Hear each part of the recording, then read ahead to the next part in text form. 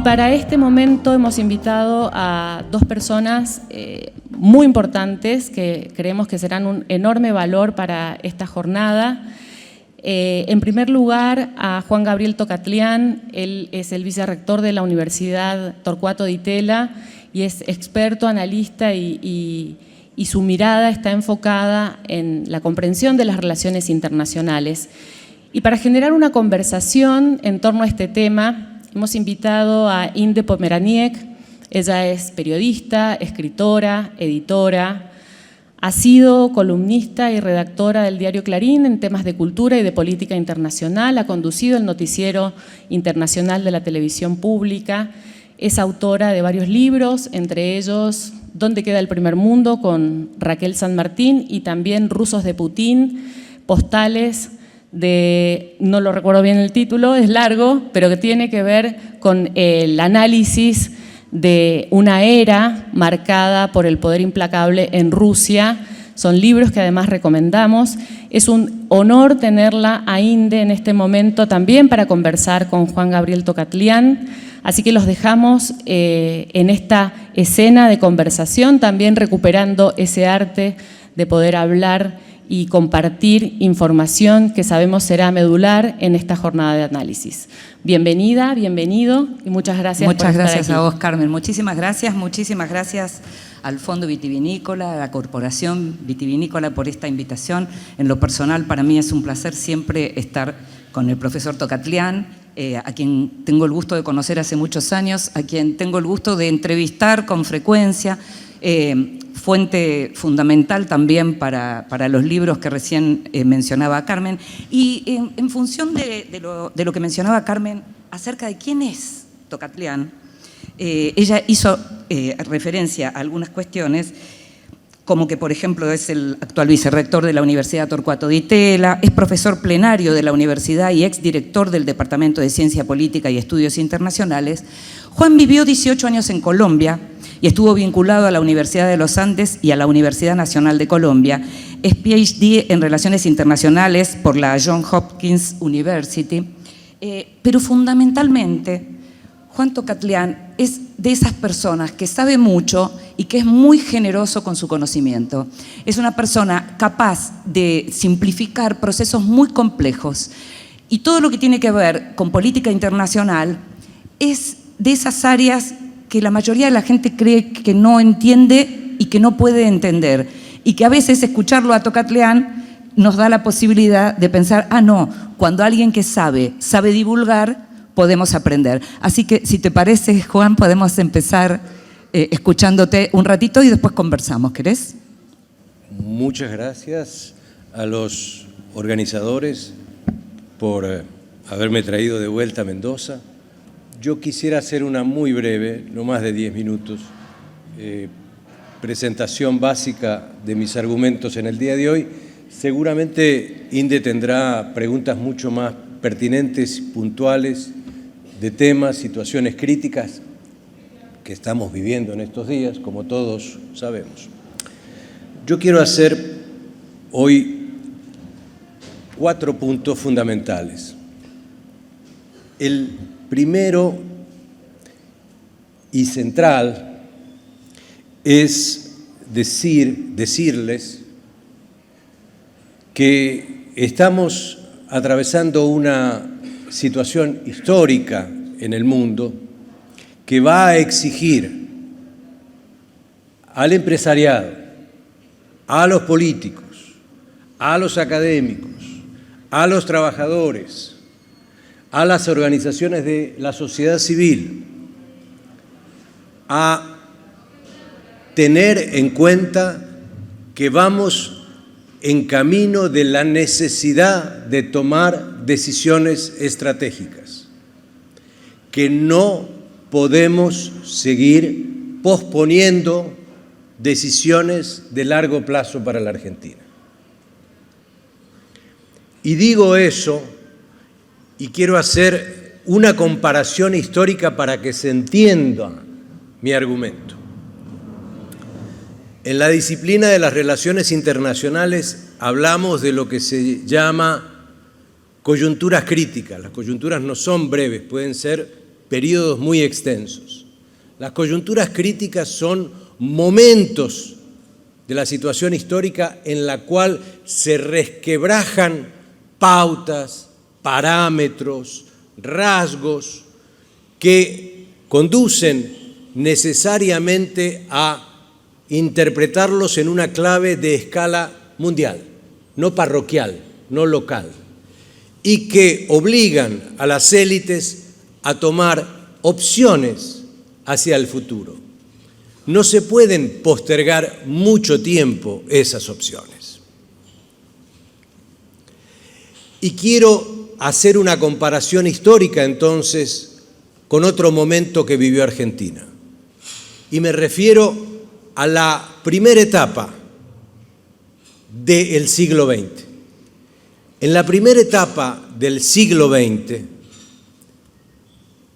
el mundo atravesaba por una situación muy singular, y era el gradual ascenso de los Estados Unidos y el paulatino descenso del Reino Unido. Esto es, había una transición de poder de efectos notorios. En esa coyuntura extendida que en Argentina cubrió diferentes gobiernos y tipos de regímenes políticos, la élite argentina escogió, decidió, adoptó una posición. Y esa posición fue seguir abrazada básicamente al Reino Unido, en contraposición de ver, entender, conocer, comprender el ascenso de Estados Unidos. Obviamente, la élite de la época tomó las decisiones por razones prácticas, no por razones dogmáticas. Las tomó porque obviamente con Estados Unidos había una relación competitiva y obviamente con Europa había una relación complementaria. Se ha disputado mucho esto, si fue lo correcto, lo incorrecto, pero esa fue una decisión estratégica que tomó Argentina. En ese contexto es importante resaltar que lo fundamental eran dos cosas. Primero, el predominio de Occidente. ¿Qué quiero decir con el predominio de Occidente? Quiero decir que los valores, intereses, instituciones, reglas estaban fijadas básicamente por Occidente. Y paralelamente, porque había una hegemonía que iba siendo abarcativa y asertiva, que era la de Estados Unidos.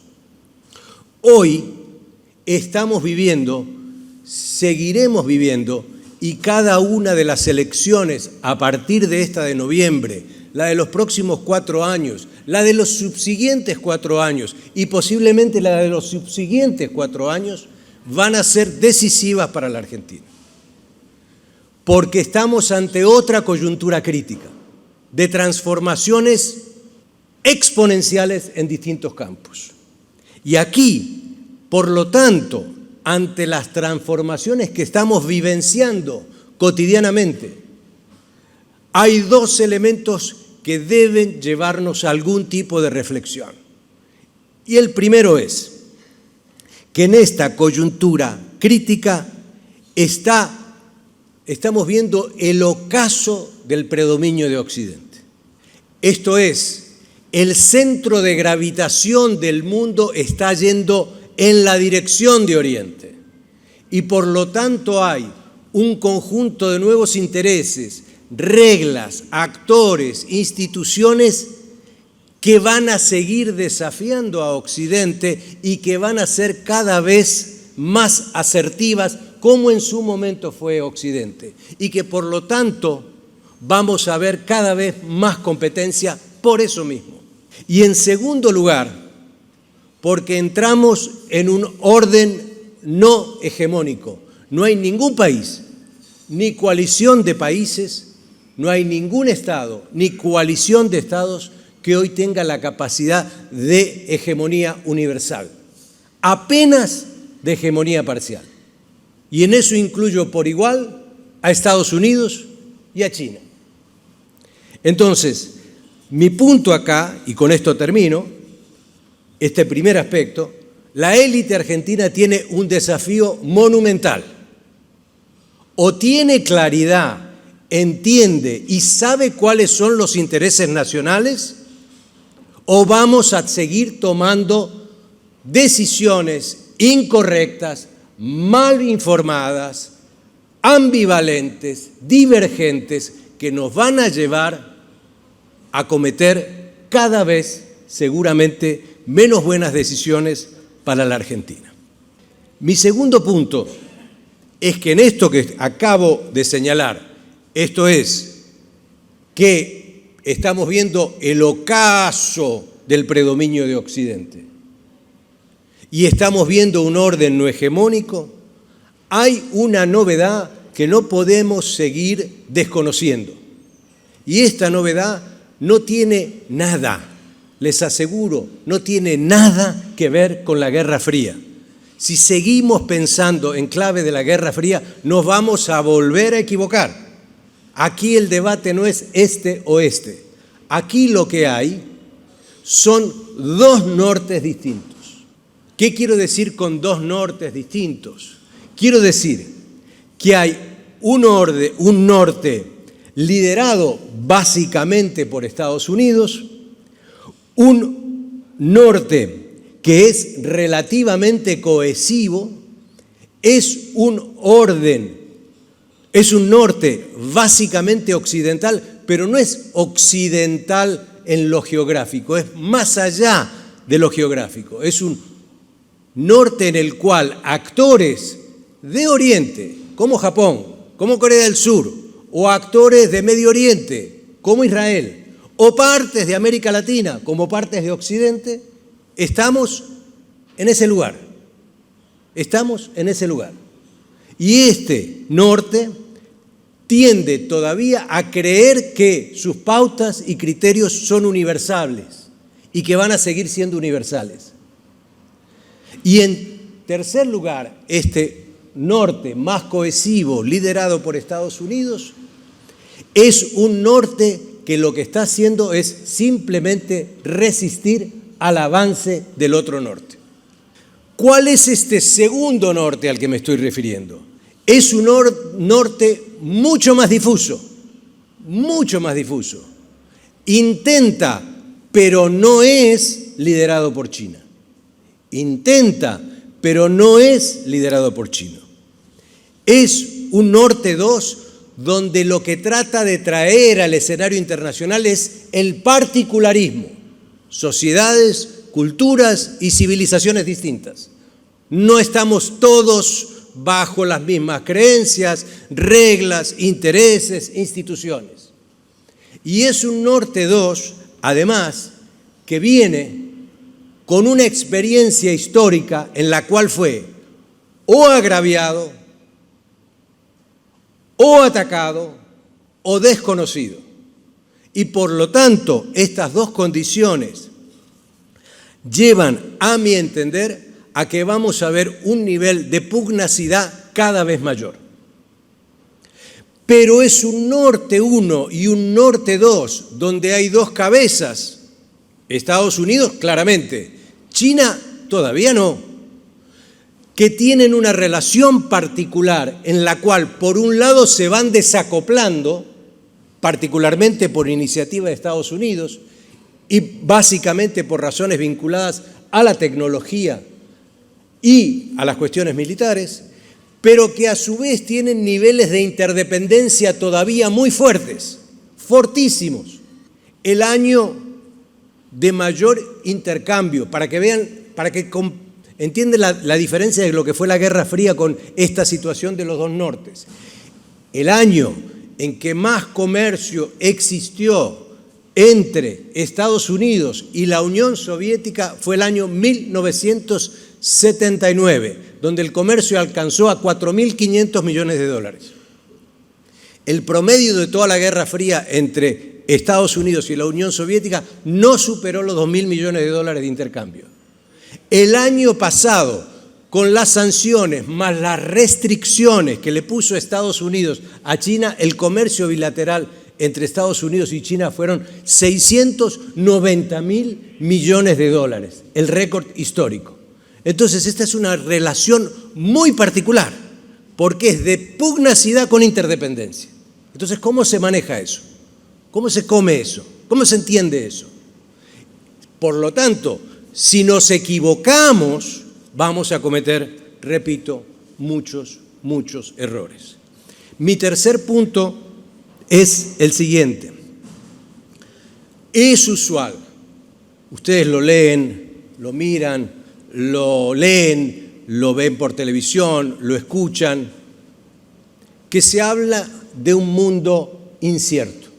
Bueno, el mundo siempre fue incierto. Esa no es ninguna novedad.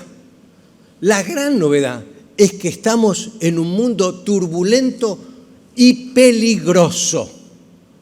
Turbulento y peligroso.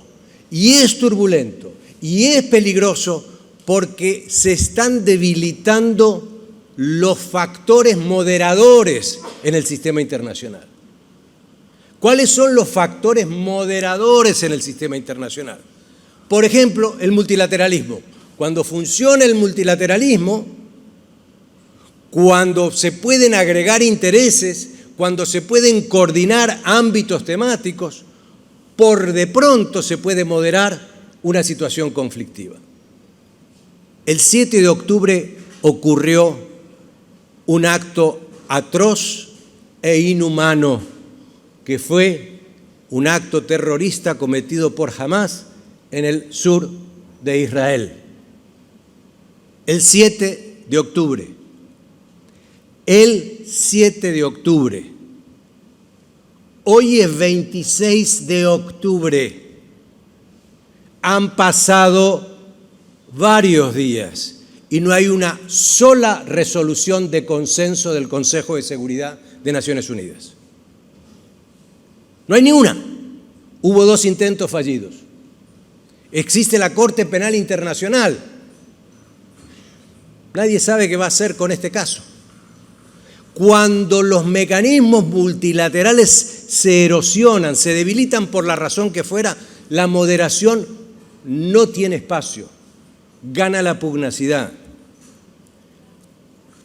Adicionalmente, es un mundo hipermilitarizado. El año pasado, 2022, el año pasado, se batió el récord mundial total, comparativamente hablando, de lo que se gastaba militarmente en el año 1961 a precios actualizados. Cada vez más tenemos incrementos en los gastos de defensa y cada vez más la tentación de cruzar el umbral nuclear está ahí presente. Lo estamos viendo en el caso de Rusia. A su turno tenemos situaciones económicas muy complicadas en el mundo. Después de la pandemia vino la guerra derivada de la invasión rusa a Ucrania y hoy tenemos básicamente una situación muy estancada a nivel internacional con profundo malestar social. No es solamente un problema económico. El malestar social y los niveles de polarización en Argentina, en Estados Unidos, en Francia, en Finlandia, en Colombia, son cada vez más dramáticos. Tenemos un deterioro ambiental enorme en el sistema internacional. Y tenemos, entre otras, un auge de un nacionalismo cada vez menos cosmopolita, un nacionalismo cada vez más duro, un nacionalismo que en muchos casos son modos reaccionarios del nacionalismo que tratan de volver a un pasado que ya no existe, no se puede recrear. Conclusión, todos estos factores no son factores de moderación, son factores de tensión y por lo tanto, insisto en esto, no estamos en un momento de incertidumbre, Estamos en un momento turbulento y peligroso en el mundo. No habíamos estado en esta situación después de la Segunda Guerra Mundial, para que entiendan la dimensión de lo que quiero transmitir. Termino volviendo a la Argentina en este caso. En este contexto, yo diría 3 cosas en las cuales el papel del sector privado, de una industria como la de ustedes, tan magnífica en su desarrollo, con tanta capacidad, potencialidad, etcétera. ¿Cuál puede ser el aporte desde el sector privado? ¿Cuál puede ser el aporte desde el mundo empresarial? ¿Cuál puede ser el aporte de los sectores realmente productivos? Yo diría 3. Por favor, no crean que refundando la Argentina vamos a estar mejor. No crean que a partir de terminar con todo vamos a estar mejor. De la misma manera que no crean que hay una ilusión allá afuera de que uniéndonos todos vamos a estar en el mejor de los mundos. Pero hay que valorar, hay que recrear, hay que gestar un lugar para los acuerdos estratégicos, en los cuales el papel de la voz del sector privado tiene que ser importante. Segundo, creo que la mejor forma de actuar es buscar reconstruir poder material para la República Argentina. Llevamos muchos años de declive, muchos, demasiados. Para la mayoría de los argentinos, el mejor futuro fue su pasado. Esto, si no reconstruimos poder por vía material, por vía de garantizar una sociedad más equilibrada, un desarrollo más justo, una producción creciente en diferentes ámbitos, un músculo potente en materia industrial, productiva y tecnológica, difícilmente, cualquiera sea el presidente, lograremos entender qué pasa en el mundo y cómo insertarnos en el mundo. Y tercero, hay una cuestión muy importante. Si Argentina, si lo que estoy diciendo de esta coyuntura crítica es correcta, si es verosímil, no hay, lamento decirles, lamento informarles hoy, no hay ninguna bala de plata. No hay ninguna bala de plata. Si queremos cambiar hacia el futuro, eso nos va a demandar mucho esfuerzo, muchísimo esfuerzo, mucho tiempo, muchísimo tiempo, mucha paciencia, muchísima paciencia y algún nivel de lograr ciertos, pocos, pero sustantivos consensos sociales y políticos. Escuchábamos estas ideas madre que tenía Juan, que compartía Juan, y yo pensaba, hay algunas imágenes que aparecen todo el tiempo, que por supuesto quienes están en el sector privado y quienes están en esta industria han leído y escuchan y ven, que tiene que ver acuerdo UE-Mercosur, o esto último que apareció, la posibilidad de integrar los BRICS, y con lo que eran entonces 2 partidos, pero que ahora estamos viendo una metamorfosis, petardeando ese posible ingreso de la Argentina al BRICS. Y me gustaría ir a un concepto tuyo, que es muy interesante, que es, por favor, no rompan nada, ¿no? Me gustaría que nos expliques un poco qué es ese no rompan nada, que va en línea con esto que decías recién. No hay bala de plata, hay que pensar muy bien. Y lo que decías al comienzo, hay que elegir, hay que tomar decisiones. Voy a tomar algunos ejemplos de política exterior que quizá nos ayuden a entender qué quiero decir cuando hablo de no romper todo y tener capacidad constructiva, por otro lado. Hay pocos países que tienen hoy y han tenido en estos últimos 2 o 3 años tanta influencia a nivel multilateral como argentinos. Por ejemplo, el secretario general de la Organización Internacional de Energía Atómica, que trata con los temas nucleares, que ha sido crucial en la distensión nuclear en el caso ruso-ucraniano, que ha sido reelecto hace poco, es un argentino, se llama Rafael Grossi, una cabeza lucidísima. Es el hombre que en materia nuclear sabe más en este país y debe ser de las 10 personas que en el mundo sepan más sobre el tema. Un tema esencial para lo que estamos viendo con las guerras y las confrontaciones. El año pasado presidió el Consejo de Derechos Humanos de Naciones Unidas otro argentino, Federico Villegas, un cargo muy honroso en medio de la guerra desatada por Rusia en Ucrania. En el año 98-99, durante el gobierno de Menem, se decidió tomar la decisión, a su vez, de Naciones Unidas de que los países presentaran su plataforma continental. El gobierno de Menem inició ese trabajo, lo siguió el gobierno de la Alianza, lo siguió los gobiernos de los Kirchner, lo siguió el gobierno de Macri, lo terminó el gobierno de Fernández y hoy Argentina es de los pocos países del mundo que presentó su plataforma continental y ha sido avalada por Naciones Unidas. Tuvimos una continuidad de esas políticas. Sorpresa. Sorpresa.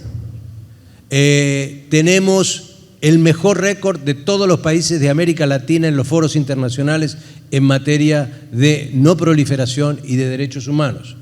Sorpresa. Tenemos una serie de oportunidades muy importantes como ingresar a los BRICS, todo un debate que hasta ahora no ha sido explicado. Digo, ¿quién sabe de los BRICS? No ha habido un debate público. Yo creo que eso fue un error, por ejemplo, del gobierno de no haber adelantado con las oposiciones, con los partidos de oposición. Quisiéramos ingresar a BRICS. ¿Por qué es importante BRICS?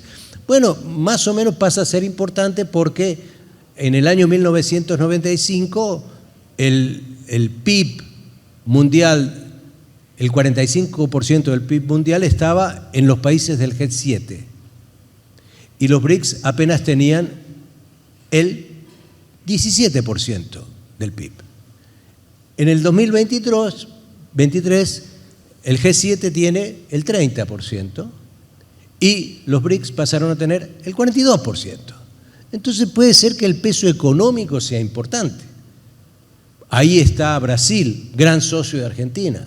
Ahí está India, otro importante socio de Argentina. ¿Por qué digo otro importante socio de Argentina?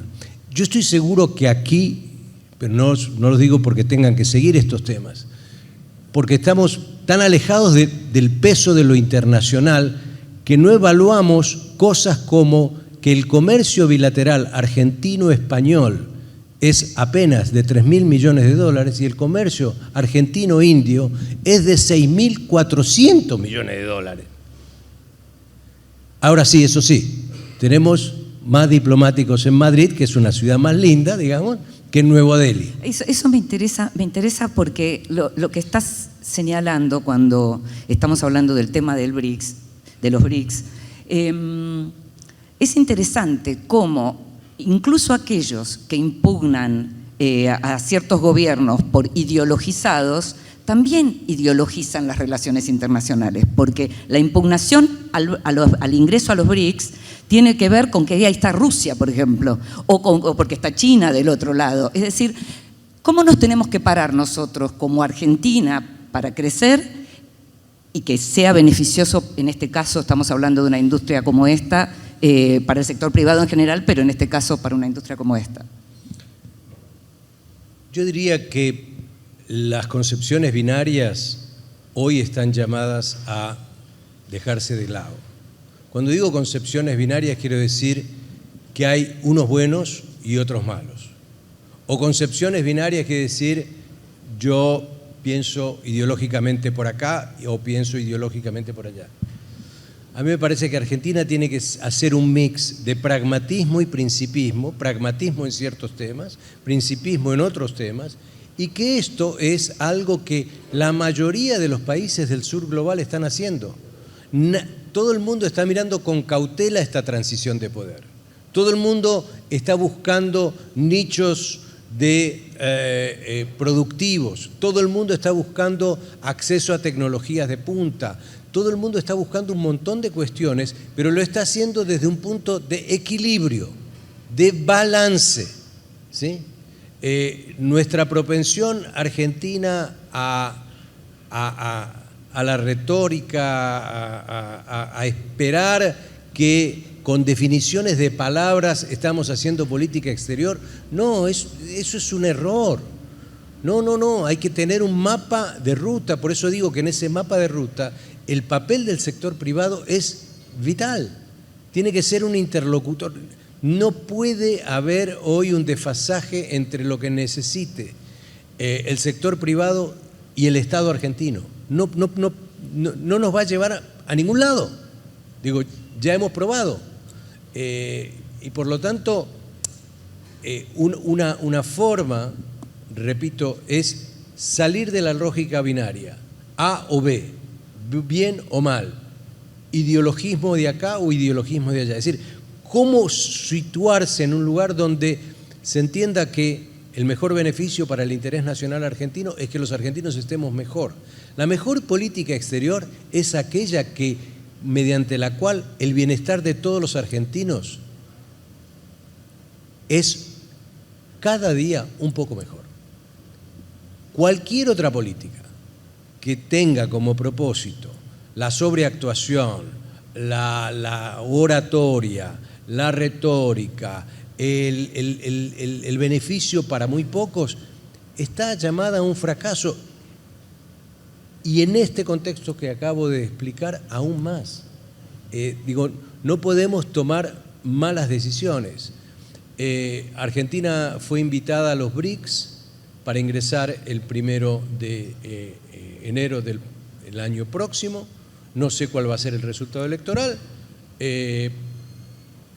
pero definir la política exterior como anti algo, no creo que nos lleve muy lejos. ¿Y qué puede hacer en ese sentido, digamos, qué aporte puede hacer el sector privado para que prime el pragmatismo del que estás hablando, para que primen los números? Estabas mencionando el intercambio con India y que de pronto si vos no lo mencionás y alguien sigue simplemente los diarios o está en otra cosa, no está al tanto de la relevancia de eso, lo acompañabas con este comentario acerca de dónde están los diplomáticos argentinos. ¿Cómo puede el sector privado, un sector como puede ser el vitivinícola, digamos, colaborar con eso, ¿no? Esta idea de dejemos la ideologización, pasemos al pragmatismo y hagamos lo que es mejor para los argentinos. En el año 2022, es decir, el año pasado, 8 de cada 10 dólares que ingresaron al país, 8 de cada 10 dólares provinieron de exportaciones a países no occidentales. 8 de cada 10 dólares provinieron de exportaciones a países no occidentales. Nuestro segundo cliente en términos de exportación es China, nuestro quinto cliente en términos de exportación es India, nuestro séptimo cliente en términos de exportación es Vietnam, nuestro noveno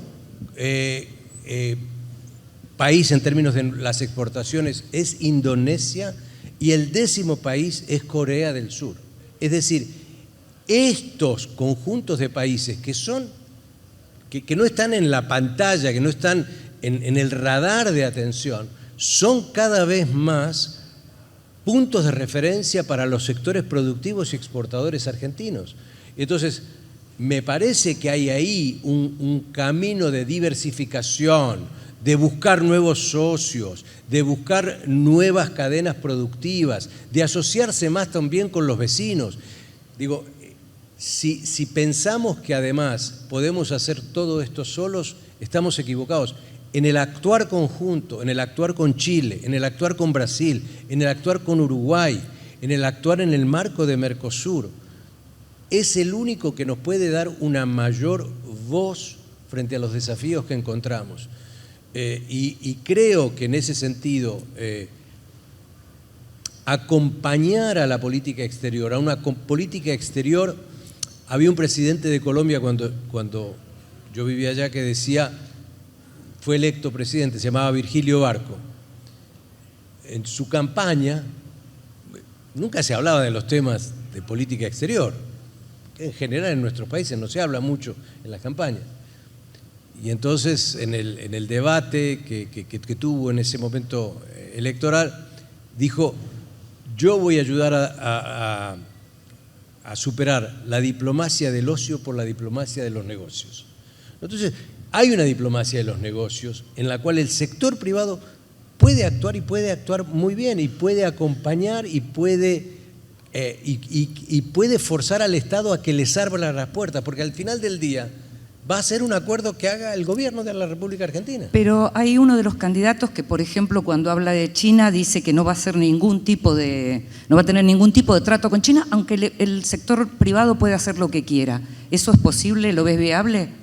Creo que lo que traté de señalar es que el desequilibrio no nos sirve.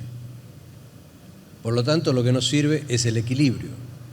Y por lo tanto, aventurarse a decir, allá hay alguien, quien sea, China, la Unión Europea o Brasil, yo no veo, les confieso, no veo en la mayoría de los países hoy disputas por lo anti algo. Veo que cuando hay controversia electoral es a favor de lograr espacios, negocios, oportunidades, socios de diferente tipo. Yo creo que eso es disfuncional. Cada uno puede votar como quiera, por supuesto, no estoy diciendo que deban votar por A o por B, pero ¿cuál es la funcionalidad de definir una política exterior en función de ser anti? No, creo que no ayuda y que los costos en que se incurre o que se podría incurrir pudieran ser excesivamente altos. Te cambio de ángulo. Hablabas de la guerra en Ucrania, mencionaste lo del 7 de octubre en el sur de Israel, la falta de resoluciones, la debilitación, el debilitamiento de los organismos internacionales. Fuimos viendo los efectos de la pandemia y lo que fue después los efectos de la guerra, ¿no? Con la invasión rusa en Ucrania. En el caso del espacio en donde se está jugando la otra guerra en este momento, que es la guerra entre Israel y Hamas, o Israel con la Franja de Gaza, de pronto no es tal vez un universo tan afín justamente a la industria del vino por los países que están ahí, ¿verdad? Sí. Pero vos, ¿qué pensás que podría llegar a afectar si esto se prolonga, como parece que se puede prolongar, sobre todo si se complica en el norte también, con Hezbollah, con el Líbano? ¿Qué te parece que puede llegar a afectar? Porque ya sabemos en qué afectó y está afectando la guerra en Ucrania. ¿Qué te parece que puede llegar a afectar en general a lo que tiene que ver con el comercio de la Argentina si se prolonga en Oriente Medio? Yo creo que nos estamos acostumbrando a guerras locales que en realidad son guerras globales. Digo, la guerra Ucrania-Rusia es una guerra en la cual hay muchos actores que actúan por encargo o que derivan o que quieren que se mantenga Occidente seguro ahí hasta que muera el último ucraniano. Nadie va a poner muertos de otros países ahí. Vimos el efecto recesivo de esa guerra, que nos afectó a todos. Vimos el efecto en los precios de los commodities, que nos afectó a todos, en los precios de los alimentos, en los precios de los combustibles, en la inflación. Entonces son guerras locales, sí, se pelean en un solo lugar, no hay 7 centros de disputa, pero tienen un efecto global muy nocivo. La guerra hoy Israel-Gaza, creo que tiene ese poder negativo de, por un lado, expandir situaciones en las cuales casi la mayoría de los actores externos no tienen ningún control. 3 semanas antes, para que vean lo que no sabemos y que no fue simplemente un problema de falta de inteligencia de la inteligencia israelí, que falló y mucho en el acto probablemente que vaya a llevar al mayor cambio o revisión en la historia israelí en términos de su inteligencia. 3 semanas antes, en una conferencia, Jack Sullivan es el consejero de Seguridad Nacional del gobierno de Biden, ante una pregunta sobre Medio Oriente, le estaban preguntando, dijo, voy a decirlo verbatim, estamos viviendo el momento más pacífico de Medio Oriente en 20 años. ¡Wow! El consejero de Seguridad Nacional de Estados Unidos dice eso y a las 3 semanas sale esta catástrofe. Es que efectivamente estaba como adormecido, ¿no? La agresividad de Hamas. Hay como un adormecimiento y una sensación de que Occidente controla y sabe lo que va a hacer A y B y C y D, y cada vez tiene menos capacidad, porque vuelvo al tema de la hegemonía. No hay un hegemón que hoy controle todo. ¿Y dónde se para Argentina entre, por un lado estás hablando de esos dos nortes, que es interesante porque señalás que China no tiene la capacidad de conducir que tiene ya probada hace muchos años? Sí. Y te interrumpo, y cuando dicen China es parte del sur global, China dejó de ser parte del sur. Eso te iba a China preguntar. Está en otro proyecto, no es el interlocutor nuestro frente a Occidente. Quedó China está en otro juego. Quedó el concepto por una cuestión ideológica también. Totalmente. Seguimos diciendo, no, China que es del sur. No, ¿qué del sur? ¿Qué del sur? Está en otro juego. Está en otro juego mayor, mucho más estratégico, mucho más complejo.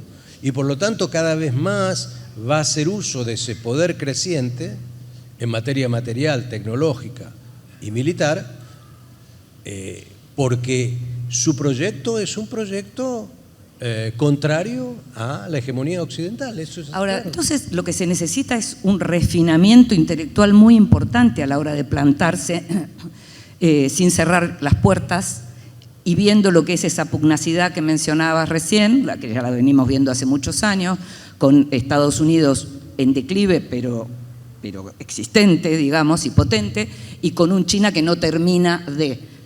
Y para no cerrar las puertas hay que ser muy hábil. ¿Vos ves esa posibilidad en la Argentina, en los cuadros diplomáticos, en las posibilidades que se nos abren para el 19 de noviembre? Argentina tiene varios desafíos, uno de los cuales es lograr no políticas de Estado, como siempre decimos que hay que tener políticas de Estado. Bueno, las mejores políticas que han tenido continuidad nunca se forjaron como políticas de Estado. Ni la política sobre la no proliferación, ni la política sobre derechos humanos, ni la plataforma. Nadie la pensó en, política de Estado, No.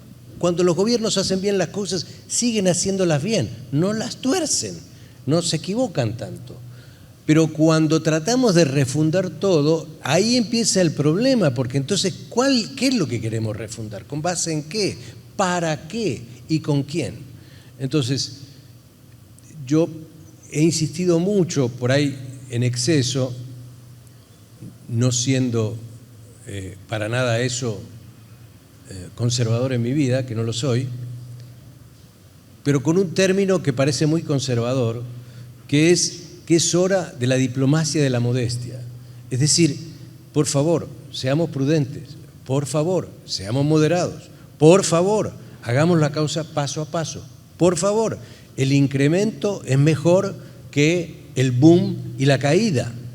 Y para ello necesitamos un servicio exterior cada vez más afinado y menos politizado, con una gran autonomía. Necesitamos una política exterior que esté mucho más entrelazada con nuestra política de defensa. Argentina tiene que entender que si no tiene en el futuro una modernización efectiva de sus Fuerzas Armadas, vamos en camino de la indefensión. Si no entendemos eso, si no comprendemos eso, vamos en un mal sendero. Ahí también hay que desideologizar. Sí, digo, yo por supuesto que estuve y seguiré estando a favor de todos los juicios que se hicieron a todas las juntas y a todos los militares y que terminen todos los que fueron responsables presos. Ahora, seguir con la cantinela esa y decir no, que las Fuerzas Armadas, no podemos seguir así. Digo, tenemos que entender que necesitamos sincronizar la política exterior con la política de defensa, que modernizar y reequipar a nuestras Fuerzas Armadas, que ya no tenemos los militares del pasado, que ya esa generación se terminó, que hoy tenemos,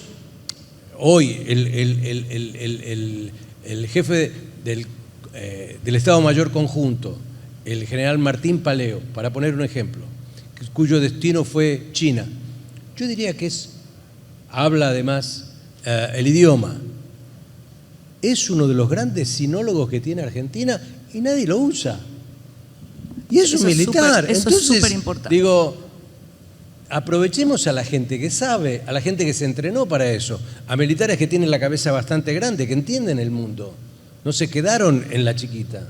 Sí, que entienden el mundo y que además conocen de cuestiones culturales, porque no solo los embajadores digamos que estuvieron en los distintos territorios conocen, sino que hay gente que efectivamente conoce y que puede asesorar, y por eso también me parece que es importante que el sector privado, que ya por supuesto no se lo vamos a señalar a nosotros, ya lo saben, pero hay cuestiones culturales que de pronto hacen perder negocios muy importantes. Le pasa a los países y les pasa a las empresas, ¿no?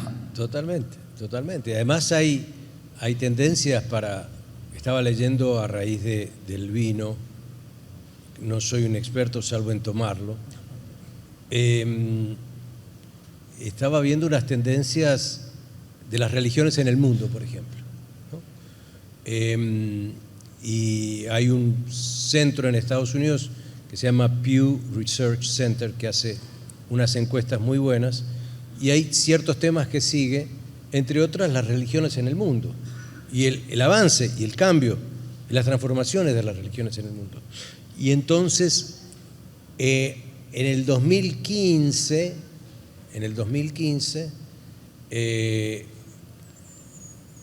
el porcentaje de cristianos en el mundo era del 31%, y el porcentaje de musulmanes en el mundo era del 23%. Y muestra que al 2050, viendo las tasas de crecimiento poblacional, más las tasas de reconversión religiosa y otra serie de indicadores, para el 2050 el cristianismo seguirá siendo el 31%, es decir, no crecerá, y el mundo musulmán árabe, africano y asiático, por supuesto, porque el Islam está en varias geografías, va a llegar al 30%. Estamos hablando de más de casi 3 billones de personas. Entonces, yo no sé si eso tendrá un efecto en el uso y el consumo de alcohol, posiblemente lo tenga, ¿no? Y hay otras tendencias demográficas que me parece que, esto que se señalaba en la presentación de China, que parecía que crecía pero no creció, el consumo. Entonces, ¿cómo mejorar los mercados que ya se tienen o cómo lograr nichos?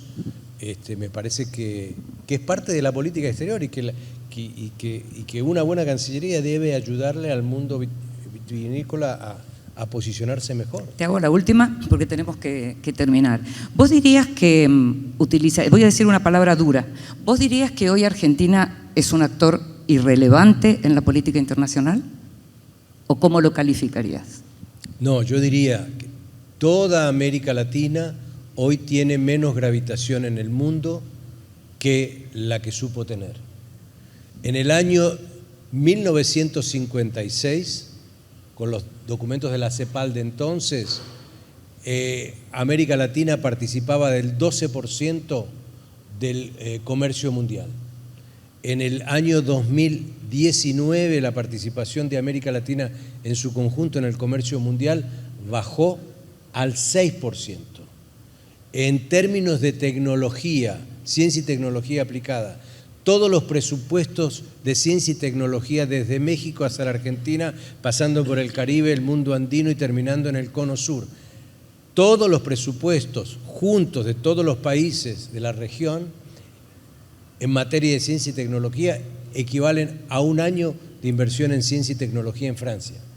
En términos de la presentación de patentes en la Organización Mundial de Propiedad Intelectual, América Latina presentaba el 5% de las patentes, hoy no presenta más del 2% de las patentes.